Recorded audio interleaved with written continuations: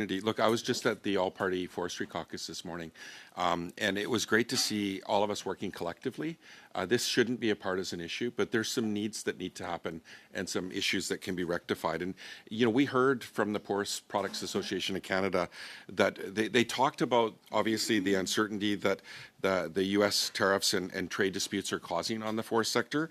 But they did highlight that Canada should be, putting more emphasis on creating domestic demand for Canadian wood products rather than relying so heavily on export markets. And I shared a story about IGV Modular Housing in my riding.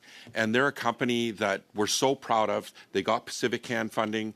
They're ready to go, but they're running into problems that CMHC can't finance off-site modular housing. However, Build Canada Home says you have to have modular housing.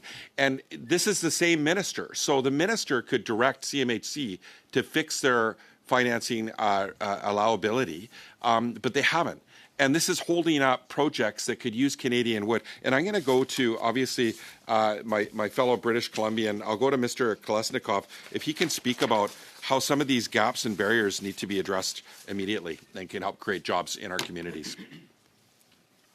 Thank you for that. And that point was very much on a conversation that I just had recently. It is kind of a very tough thing to work through, because as much as we want to see modular building, and we've now transitioned into modular building, the financing of that is very difficult because the system does not allow. Generally, money is released upon certain levels of completion of a project, where modular is completed inside the factory.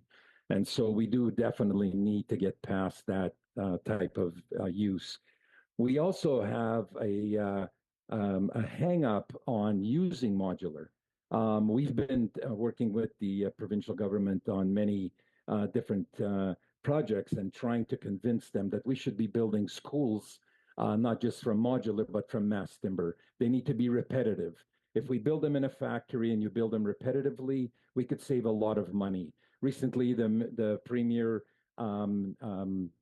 postponed or canceled those 5 assisted living homes because the cost per bed was so high.